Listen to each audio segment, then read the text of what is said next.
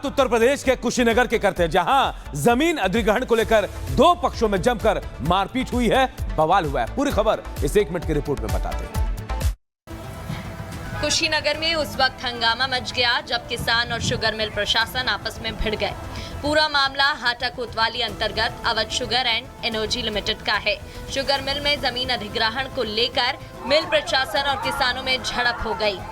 दरअसल मिल परिसर में लगने वाले एथेनॉल फैक्ट्री के लिए लगभग 176 किसानों की 35 एकड़ जमीन का अधिग्रहण होना है, जिसमें से 88 किसान मिल के लिए अपनी जमीन देने की सहमति दे चुके हैं, लेकिन 90 किसान अपनी जमीन पर मिल प्रशासन द्वारा किए जा रहे कब्जे के विरोध में उतर गए।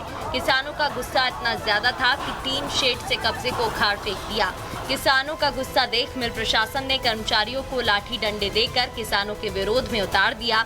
आरोप है कि किसानों को मिल के कर्मचारियों ने बुरी तरह पीट दिया, जिसके बाद बीच बचाव करने पुलिस को आना पड़ा। बहरहाल मारपीट का वीडियो सोशल मीडिया पर वायरल हो रहा है।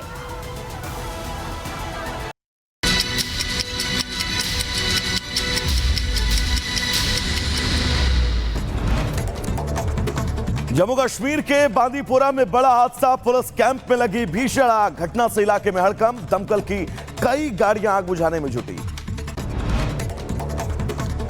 जम्मू कश्मीर के पुंछ में 150 फीट गहरी खाई में गिरी सेना की गाड़ी, 5 जवान शहीद, कई घायल। ऑपरेशन ड्यूटी के दौरान हुआ हादसा। उत्तर प्रदेश के लखीमपुर खीरी में रोडवेज बस में लगी भीषण आग, धू धू कर जल रही बस। गनीमत रही कि बस में नहीं बैठी थी कोई सवारी, शॉर्ट सर्किट के चलते आग लगने की आशंका।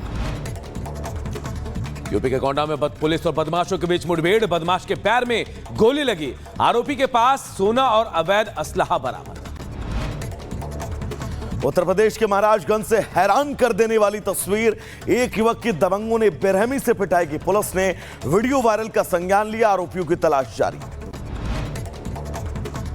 मध्य प्रदेश के छतरपुर से नाबालिग छात्र के साथ मारपीट का वीडियो सामने आया है। एक नाबालिग छात्र के साथ 2 नाबालिग मारपीट करते नजर आए। पुलिस ने आरोपियों के खिलाफ मामला दर्ज कर लिया है। लखीमपुर खीरी में गुरुद्वारे में सेक्रेटरी पर जानलेवा हमला, हमले में सेक्रेटरी बाल बाल बचा। पुलिस ने आरोपी युवक को गिरफ्तार कर लिया है। बदायूं में गन्ने से भरा ट्रक अनियंत्रित होकर सड़क पर पलटा, मंदिर में पूजा कर रहा एक युवक बाल बाल बचा, चालक मौके से फरार हुआ। पुलिस छानबीन में जुटी। उत्तराखंड के चमोली में नदी किनारे फंसे 2 पर्यटक, एसडीआरएफ और उत्तराखंड पुलिस के जवानों ने रेस्क्यू किया। मध्य प्रदेश के धार में चलती कार में लगी आग, दर्दनाक हादसे में ड्राइवर की जिंदा जलकर मौत। मैनपुरी में फायरिंग करते युवक का वीडियो आया सामने, वीडियो बनाकर इंस्टाग्राम पर अपलोड किया। पुलिस फिलहाल अब मामले की जांच कर रही है। यूपी के कुशीनगर में जमीन अधिग्रहण को लेकर जमकर बवाल, शुगर मिल में जमीन अधिग्रहण को लेकर मिल प्रशासन और किसानों में जमकर झड़प हुई। मारपीट का वीडियो भी सामने आया है। उधर उत्तर प्रदेश के झांसी में शादी के नाम पर ठगी कर रहा है फर्जी मैरिज ब्यूरो। पुलिस ने 6 से ज्यादा महिलाओं को पकड़ा। महिलाओं की निशानदेही पर अब अन्य स्थानों पर भी छापेमारी की जा रही है। देश भर में बढ़ते ठंड के बीच पहाड़ों पर जमकर बर्फबारी हो रही है। डोडा, सोनमर्ग और दूसरे इलाकों में बर्फ का आनंद ले रहे हैं पर्यटक। मनाली और लाहौल स्पीति में फंसे हजारों टूरिस्ट।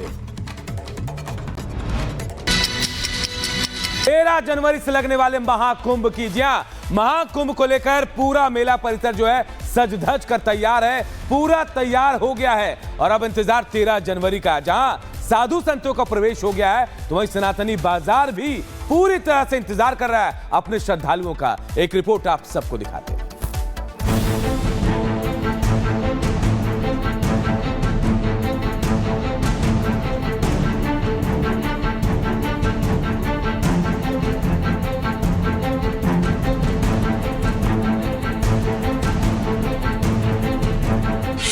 महाकुंभ की महिमा अपार, बढ़ रहा स्थानीय व्यापार।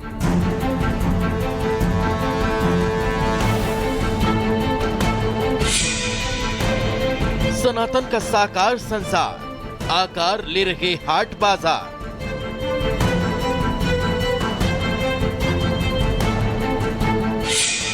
महाकुंभ में सनातनी आए, खिल उठा स्थानीय व्यवसाय। कलयुग में कालजयी महाकुंभ की महिमा कौन नहीं जानता। इसे की तो दुनिया का सबसे बड़ा आध्यात्मिक, धार्मिक और सामाजिक समारोह कहते हैं, जिसमें लाखों करोड़ों लोग बिना किसी के बुलाए खींचे चले आते हैं।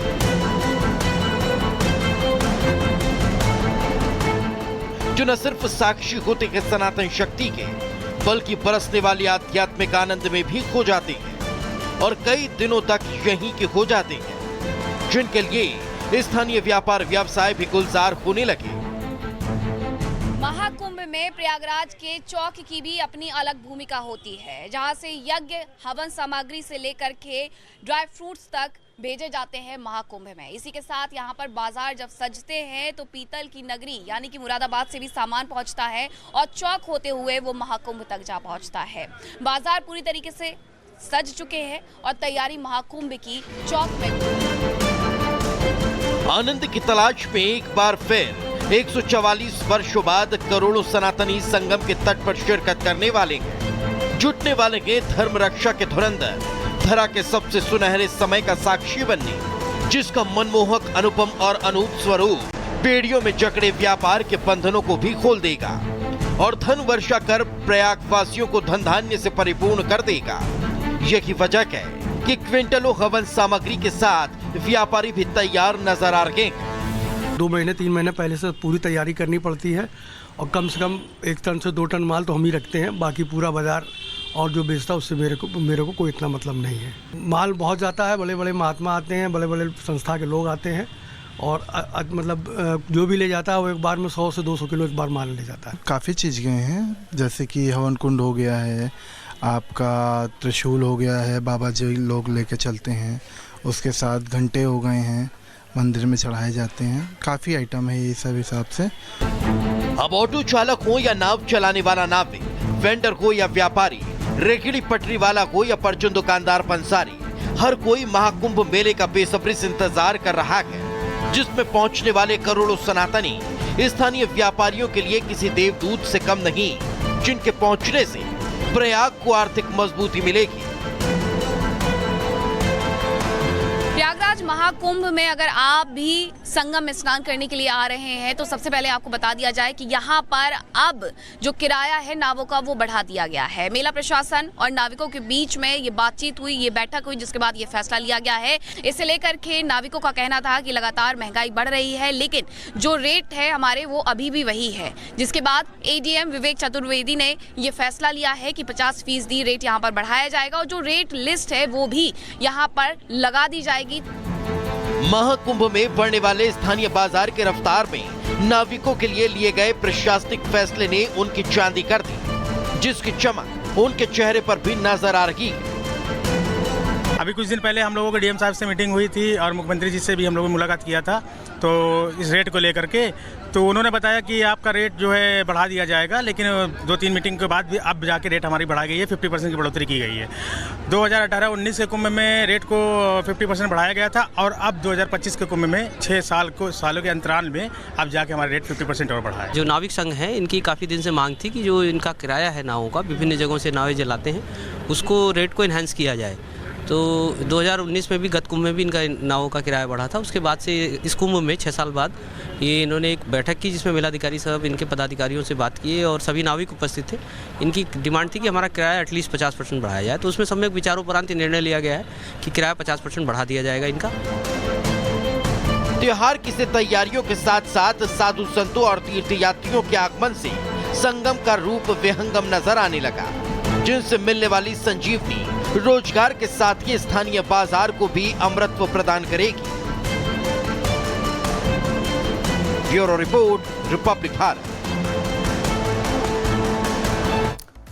तो चलिए दर्शकों, आगे बढ़ेंगे और बात अब संभल की करेंगे। दरअसल संभल में हुई हिंसा के बीच लगातार शासन प्रशासन की कार्रवाई और इस कार्रवाई के बीच संभल के अंदर से लगातार जितने सनातनी सबूत मिल रही हैं वो ये चीख कर कह रहे हैं कि सनातन को दबाने की कितनी साजिशें अब तक हो चुकी हैं और हर एक साजिश से अब पर्दा हटता जा रहा है। रिपोर्ट आपको दिखाते हैं।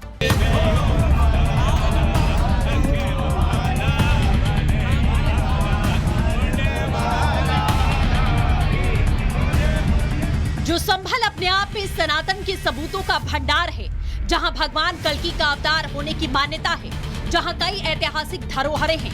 वहां खुदाई में रोजाना नए नए